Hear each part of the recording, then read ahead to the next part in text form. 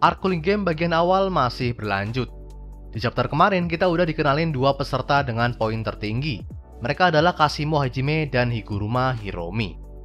Nah, sejauh ini baru Kashimo yang diberikan latar belakang sedikit. Dia adalah penyihir dari 400 tahun yang lalu dan kini dibangkitkan buat ikut Cooling Game. Alasan dia ikut Cooling Game memang belum jelas, tapi kita tahu dari chapter kemarin kalau dia sedang mengincar Sukuna. Sementara itu buat Hiromi sendiri kita belum tahu apa-apa. Nah, di chapter inilah kita diberikan sebuah cerita yang mengeksplor karakter yang satu ini. Yap, chapter 159 Jujutsu Kaisen ini full berfokus ke Higuruma Hiromi. Kita bakal ngelihat gimana Hiromi melakukan pekerjaannya sebagai pengacara, atau spesifiknya pembela umum. Kita pun disuguhkan dengan pandangan Hiromi soal keadilan, dan mungkin clue kenapa dia mau ikut Cooling Game. Oke, tanpa berlama-lama lagi langsung aja kita mulai pembahasannya. Chapter dibuka dengan pertemuan Hiromi dengan kliennya yang bernama Keita. Keita adalah tersangka dalam kasus perampokan dan pembunuhan di tahun 2016. Nah, Hiromi bertindak sebagai pengacaranya, dan dia berniat buat membuktikan kalau Keita ini nggak bersalah. Jadi gimana detail kasus Keita ini? Beginilah kronologinya. Pada Maret 2016, Keita bertemu 3 polisi yang sedang berpatroli di luar rumahnya. Awalnya, polisi cuma mau melakukan interogasi biasa dan gak ada niatan sama sekali buat menangkapnya. Tapi Keita tiba-tiba kabur dari mereka. Polisi pun mengejarnya, dan sesampainya di rumah Keita, polisi menemukan pisau yang udah bersimbah darah. Nggak cuma itu aja, polisi juga menemukan 2 korban penusukan di rumah tetangga Keita. Korban tersebut adalah seorang ibu dan putrinya. Tes DNA pun dilakukan, dan ternyata darah yang ada di pisau emang cocok dengan darah korban. Akhirnya, Keita pun ditunjuk sebagai tersangka atas kasus perampokan dan pembunuhan. Tapi sampai sekarang Keita sendiri masih mengaku nggak bersalah. Kenapa? Beginilah pembelaannya ke Hiromi. Pertama, Keita beralasan kalau dia lari dari polisi buat mengambil kucing yang ada di rumahnya. Apa hubungannya? Jadi Keita ini tinggal di rumah kontrakan yang nggak membolehkan adanya hewan peliharaan. Artinya, Keita memelihara kucingnya diam-diam. Nah, saat ditemui polisi, Keita ini udah mikir kalau dia bakal ditahan. Dan kalau dia sampai ditahan, kucing tersebut bisa mati karena nggak ada yang ngerawat. Terus kenapa Keita ini takut banget bakal ditahan kalau dia emang nggak bersalah? Ternyata dulu kerabatnya pernah terkena kasus narkoba, dan dia dipaksa buat ikut pemeriksaan oleh polisi. Kejadian itu pun bikin dia trauma saat berurusan dengan polisi. Sekarang yang jadi masalah, kenapa ada pisau pelaku di rumahnya? Menurut pengakuan Keita, dia mengambil pisau tersebut buat diserahkan ke polisi nanti. Ini karena ada aturan di kontrakannya buat nggak mengundang polisi dan ambulan, karena bakal mengganggu tetangga di kompleksnya. Alasan Keita ini emang kedengaran aneh dan terkesan susah buat dipercaya. Tapi Hiromi melakukan penyelidikan. Keita tinggal di kompleks kontrakan milik sebuah organisasi nirlaba. Organisasi tersebut bergerak menyediakan penginapan buat para lansia yang nggak punya tempat tinggal. Keita pun bekerja di sana sebagai perawat. Tapi organisasi ini sebenarnya agak mencurigakan. Mereka nggak membayar karyawannya dengan gaji. Jadi Keita cuma diberi bekal dan bahan makanan, ditambah uang saku di akhir tahun. Parahnya lagi, dia tetap dipaksa membayar kontrakan senilai 50.000 yen per bulannya, atau sekitar 6 juta rupiah. Hiromi juga dapat kabar kalau beberapa orang di organisasi tersebut punya rekam jejak kriminal. Fakta-fakta inilah yang bikin Hiromi percaya dengan pembelaan Keita. Nah, waktu Hiromi membahas organisasi mencurigakan ini, kita diperlihatkan sebuah foto yang sebenarnya cukup samar. Tapi bisa dilihat di sini ada siluet orang dengan poni yang ikonik. Yap, mirip banget sama poni Geto Suguru. Dan kalau kita tarik timelinenya, 2016 ini emang waktu dimana Geto masih jadi ketua di kelompok agamanya. Jadi sebelum dibunuh Yuta dan Gojo di tahun 2017. Jadi apakah kasus ini ada hubungannya sama organisasi Geto? Well, mungkin aja. Sekarang kita bahas Hiromi sebagai pengacara. Hiromi ini emang suka banget ngambil kasus-kasus yang terbilang susah buat dimenangkan. Pasalnya, sistem peradilan di Jepang itu punya tingkat keyakinan 99,9%. Artinya, sekali seseorang menjadi tersangka, 99,9% dia bakal terbukti bersalah. Jadi peluang Hiromi buat memenangkan sidang dan membuktikan kalau Keita nggak bersalah cuma 0,1%.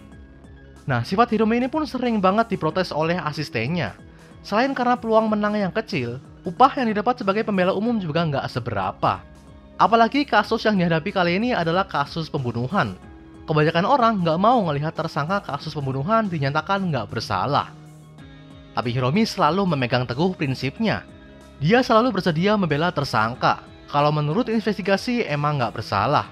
Bahkan dia pernah dimaki-maki oleh kliennya sendiri karena gagal memenangkan sidang. Hiromi juga pernah disarankan buat berhenti. Rekannya pernah bilang, meski membela yang lemah emang kedengaran mulia, tapi sebagai pembela umum dia nggak bisa berbuat banyak di hadapan hakim dan penuntut. Jadi kalau Hiromi terus-terusan mengambil kasus yang sulit, dia cuma bakal dibenci oleh kliennya. Hiromi pun ditanya, kenapa dia bisa terus bertahan dengan prinsipnya. Dan Hiromi ngejawab, kalau dari kecil dia selalu nggak bisa tinggal diam kalau ngelihat sesuatu yang salah. Dan sampai sekarang sikap tersebut pun nggak pernah berubah. Hiromi nggak pernah nganggap kalau dirinya sebagai penyelamat yang lemah.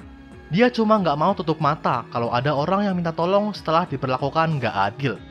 Karena meski Dewi Keadilan menutup matanya agar bisa berlaku seadil mungkin, manusia biasanya lebih memilih buat menutup matanya sendiri buat terhindar dari masalah. Dan Hiromi mau terus membuka matanya, meski orang lain nggak mau. Setelah melakukan pencarian bukti-bukti agar Keita bisa bebas, sidang pertama pun dimulai. Dan luar biasanya Keita berhasil dinyatakan nggak bersalah. Artinya Hiromi menang. Tapi setelah sidang pertama ini berakhir, banyak orang-orang yang nggak terima. Segala gunjingan pun dikirim ke pihak pengadilan dan tersangka. Ada yang bilang kalau hakim disuap, ada yang bilang kalau peradilan di Jepang udah mati, dan lain-lainnya. Nggak lama berselang, pihak penuntut pun mengajukan banding, dan sidang kedua akhirnya direncanakan bakal digelar. Sebelum sidang kedua, Hiromi dan asistennya kembali melakukan investigasi, dan kali ini dia berhasil menemukan bukti kalau Keita ada di luar TKP saat penusukan terjadi. Buktinya berasal dari kamera CCTV yang memperlihatkan Keita sedang belanja di supermarket. Nggak cuma itu aja, barang curian yang hilang dari rumah korban juga nggak ada di rumah Keita. Sementara itu, ada satu orang dari organisasi nirlaba yang menghilang setelah kejadian, jadi kemungkinan dialah pelakunya. Keita pun sempat berterima kasih ke Hiromi. Dia menangis karena Hiromi mau mempercayainya. Tapi Hiromi bilang ke Keita buat nggak senang dulu, karena di sidang kedua segala hal bisa aja terjadi. Sidang kedua emang bisa aja membalik status tersangka. Ini karena pihak pengadilan punya lebih banyak budget dan tenaga kerja buat mencari bukti yang lebih akurat. Tapi yang terjadi di sidang kedua kasus Keita adalah sebaliknya. Di situ pihak penuntut sama sekali nggak memberikan bukti baru. Mereka cuma memberi klaim yang menjatuhkan bukti dari pihak pembela. Mereka bilang kalau hilangnya salah satu anggota organisasi nggak ada hubungannya sama kasus pembunuhan. Jadi nggak ada alasan buat mencurigai orang lain selain Keita. Akhirnya keputusan pun berhasil diputar balikan.